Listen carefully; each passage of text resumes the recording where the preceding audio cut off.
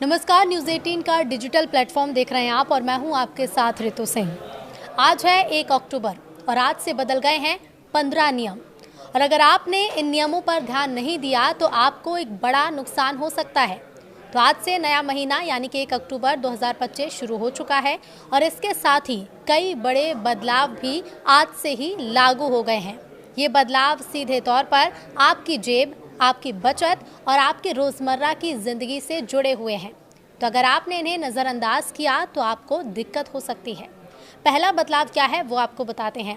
Gas cylinder के दाम बदले हैं। हर महीने एलपीजी सिलेंडर की कीमतें रिवाइज होती हैं। घरेलू गैस की कीमतें लंबे समय से स्थिर हैं, लेकिन कमर्शियल सिलेंडर के दाम में बदलाव किया गया है। बुधवार यानी 1 अक्टूबर 2025 को सिलेंडर महंगा हो गया है। ऑयल मार्केटिंग कंपनियों ने 19 किलोग्राम वाले सिलेंडर का दाम 15 रुपए तक बढ़ा दिया है। दूसरा बड़ा बदलाव रेल टिकट बुकिंग के नियम को लेकर है। अब ऑनलाइन रिजर्वेशन खुलते ही पहले 15 मिनट में सिर्फ वही लोग टिकट बुक कर पाएंगे जिनका आधार वेरिफिकेशन पूरा है। पहले ये नियम सिर्फ तत्काल टिकट पर ही लागू होता था और अब जनरल रिजर्वेशन पर भी ये लागू होगा। तीसरा बड़ा बदलाव है यूपीआई कलेक्ट रिक्वेस्ट बंद कर दी गई है। अब आप यूपीआई ऐप पर किसी से डायरेक्ट पैसे मांग नहीं पाएंगे। एनपीसीआई ने धोखाधड़ी को रोकने के लिए ये फीचर बंद कर दिया है। चौथा बड़ा बदलाव क्या है वो भी आपको बता देते हैं। चौथा बड़ा बदलाव यूपीआई को लेकर ही है। यूपीआई से बड़ी रकम ट्रांसफ़र को लेकर ये बदलाव है, यानी कि आज से आप एक बार में यूपीआई से 5 लाख रुपए तक भेज सकते हैं। पहले लिमिट सिर्फ 1 लाख रुपए थी। इससे बिजनेस और बड़ी खरीदारी करने वालों को फ़ायदा होगा, यानी कि जो लिमिट पहले 1 लाख थी उसे बढ़ा दिया गया है और यूपीआई से अब आप 5 लाख रुपए तक भेज सकते हैं।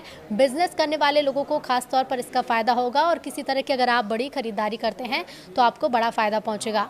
एक और बड़ा बदलाव यूपीआई को लेकर है। यूपीआई ऑटो पे सर्विस को लेकर ये बदलाव किया गया है आज से। अब मोबाइल रिचार्ज, बिजली पानी के बिल या फिर सब्सक्रिप्शन के लिए यूपीआई पर ऑटो पे की सर्विस मिलेगी। हर बार पैसे कटने पर नोटिफिकेशन भी आएगा, यानी कि अगर आप कोई भी सब्सक्रिप्शन लेते हैं या फिर बिजली पानी के बिल, मोबाइल रिचार्ज यूपीआई से करते हैं तो अब ऑटो पे सर्विस का आप लाभ उठा सकते हैं। 1 अक्टूबर से ये बदलाव कर दिया गया है। छठवां बड़ा बदलाव ये है कि एनपीएस में न्यूनतम योगदान बढ़ा है। नेशनल पेंशन सिस्टम में अब हर महीने कम से कम 1000 रुपये जमा करने होंगे। पहले अमाउंट 500 रुपये था, लेकिन अब इस अमाउंट को बढ़ा दिया गया और अब कम से कम 1000 रुपये नेशनल पेंशन सिस्टम में हर महीने जमा करने होंगे। सातवां बड़ा बदलाव है एनपीएस को लेकर ही। एनपीएस का नया टियर सिस्टम क्या है वो बता देते हैं। आज से एनपीएस में 2 विकल्प मिलेंगे। टियर 1 ये है कि रिटायरमेंट और टैक्स बेनिफिट के साथ। टियर 2 है लचीला विकल्प, लेकिन टैक्स छूट इसमें नहीं होगी। आठवां बड़ा बदलाव जो आज से किया गया है वो बदलाव पेंशन स्कीम को लेकर है। पेंशन स्कीम की फीस को लेकर ये बदलाव 1 अक्टूबर से किया गया है। नया पीआरएएन नंबर खोलने पर अब ईपीआरएएन किट के लिए 18 रुपये लगेंगे। एनपीएस लाइट ग्राहकों के लिए भी फीस स्ट्रक्चर को आसान कर दिया गया है। एक और बड़ा बदलाव जो आज से लागू होने जा रहा है, एनपीएस में 100% इक्विटी का विकल्प होगा। गैर सरकारी निवेशक चाहें तो पूरी रकम शेयर बाजार यानी इक्विटी में लगा सकते हैं। रिटर्न ज़्यादा हो सकता है लेकिन रिस्क भी बढ़ेगा। 10वां बड़ा बदलाव जो 1 अक्टूबर से लागू हो रहा है वो ये है मल्टीपल स्कीम फ्रेमवर्क का।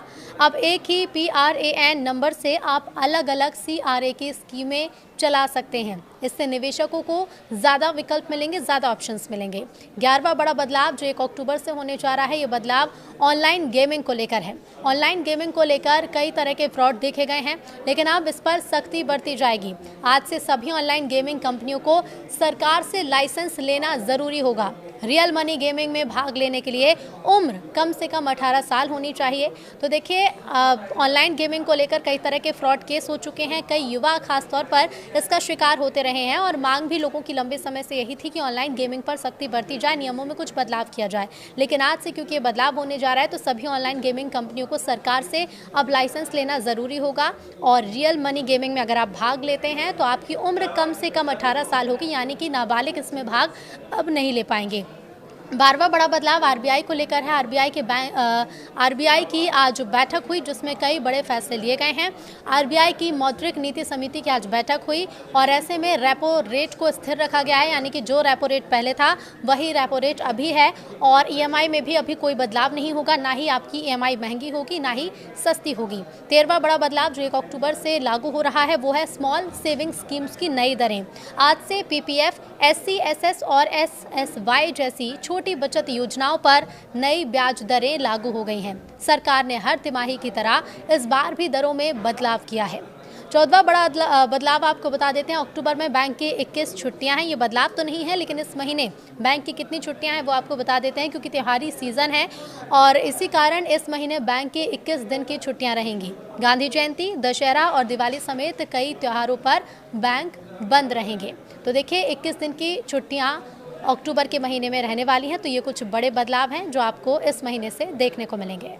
और 15वां बड़ा बदलाव है स्पीड पोस्ट में बदलाव को लेकर। आज से डाक विभाग ने स्पीड पोस्ट की दरें और सर्विसेज बदल दी हैं। अब ओटीपी आधारित delivery, online booking, real time tracking और एसएमएस नोटिफिकेशन जैसी सर्विस मिलेंगी। छात्रों को 10% और नए थोक ग्राहकों को 5% की छूट भी दी जाएगी।